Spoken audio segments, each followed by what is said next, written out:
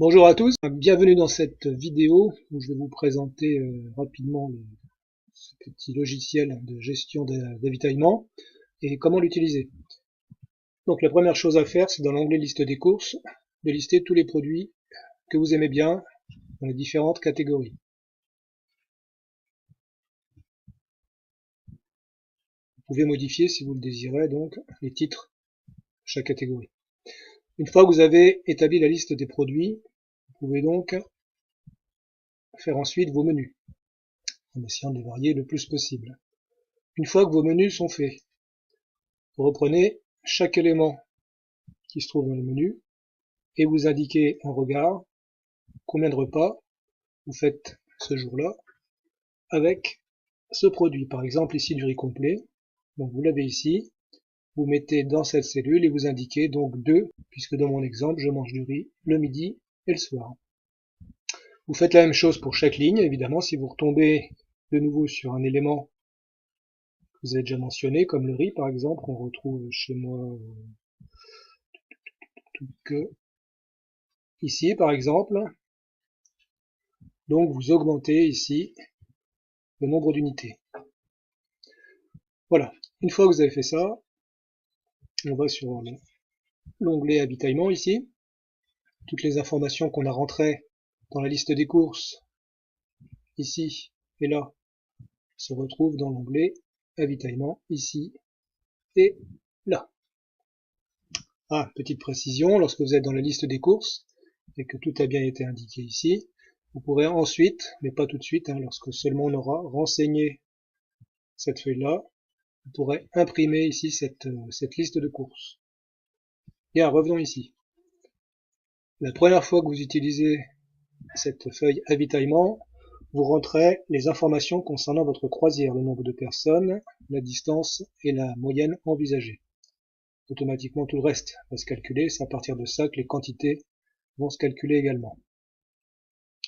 Si vous décidez d'utiliser la fonction de localisation dans votre bateau,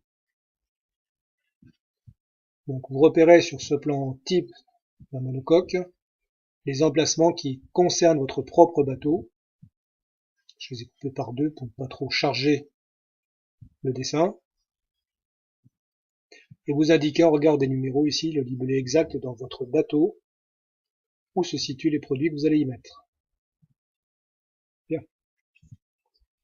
Une fois que c'est fait, vous reprenez chacun de vos produits et vous complétez la ligne ici lui correspondant.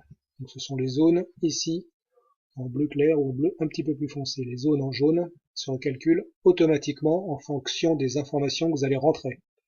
Donc ici vous rentrez le poids total du produit, y compris son emballage. Ici le poids net, c'est le poids du produit lui-même. Ici le nombre de calories pour 100 grammes. Et ici vous indiquez pour ce produit combien vous faites de repas avec. Si par exemple dans ces boîtes de raviolis vous faites 2 repas, donc vous indiquez 2 tout simplement. Ensuite, donc, vous indiquez le stock initial, la date à laquelle vous avez acheté ce produit et sa date de péremption. Donc il y a un calcul qui se fait pour savoir si vous aurez assez de ce produit, en tout cas si la date de péremption ne va pas dépasser la durée de votre croisière. À ce moment-là, le nombre de produits est indiqué ici, et vous le retrouvez également dans votre liste de courses. Une fois que c'est fait, donc, vous indiquez ici le nombre d'unités que vous rangez par emplacement. C'est ici qu'on retrouve les numéros des emplacements pour lesquels on a renseigné l'emplacement exact dans le bateau. En faisant ça, le poids des différents produits va se répartir dans les différentes cellules et se totaliser de manière à indiquer le total des poids qui se trouvent à bâbord de votre bateau, à tribord, à l'arrière et à l'avant. Ce qui vous permet donc de vérifier l'équilibrage de votre bateau. Donc vous pouvez aussi, en cliquant sur l'onglet localisation avitaillement, avoir accès à une nouvelle feuille donc qui va vous permettre d'imprimer la liste des catégories avec leur emplacement précis. Il suffit de cliquer sur le bouton de la catégorie concernée et ensuite, si ça vous convient, donc de lancer l'impression. Voilà. c'est parfois plus pratique d'avoir la liste sous forme papier que de devoir réouvrir à chaque fois l'ordinateur.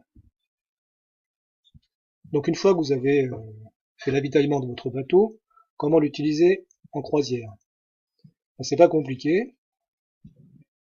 Ici, tout simplement, vous choisissez un produit, donc vous indiquez combien ce jour-là vous allez donc manger de ce produit. Là, je vais faire 2 repas avec le cassoulet, donc j'indique 2 tout simplement. Ici, pour cette ligne-là, je ne fais qu'un repas. Ça, c'est quoi? C'est une soupe, donc j'indique 1, et ainsi de suite. Au fur et à mesure que vous indiquez vos choix ici, le nombre de calories donc s'indique ici. Donc je rappelle, ça c'est pour le choix quotidien des produits que vous allez manger. Vous pouvez ainsi vérifier si vous aurez assez de calories avec les aliments que vous allez utiliser. Quand vous sortez complètement un produit, vous l'indiquez ici. Donc si vous sortez une boîte de raviolis, vous mettez 1 de votre inventaire, et ensuite vous le soustrayez également de cette ligne-là, selon l'endroit où vous l'avez pris, de telle manière à ce que votre inventaire de poids ici se remette à jour.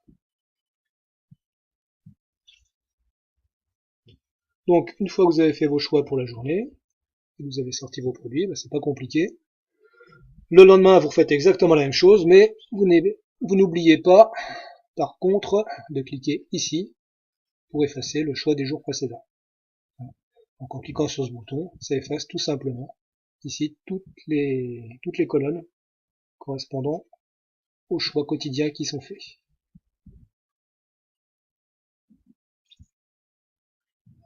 On va le faire. Voilà, la colonne est vide. Et donc comme ça, vous êtes prêt de nouveau à faire les choix pour la journée d'après. Bien, si vous voulez d'autres explications donc sur ce petit programme de gestion d'avitaillement, vous les trouverez dans les autres vidéos qui détaillent beaucoup plus par des cas pratiques la présentation et l'utilisation de ce programme. D'autre part, pour vous aider, donc partout vous avez une petite marque rouge ici, donc ça signifie qu'il y a une petite bulle qui vous donne des indications avec des exemples de la façon de compléter la colonne en question. Donc n'hésitez pas à l'utiliser. Voilà, je vous dis au revoir, à bientôt, bonne navigation et bon avitaillement.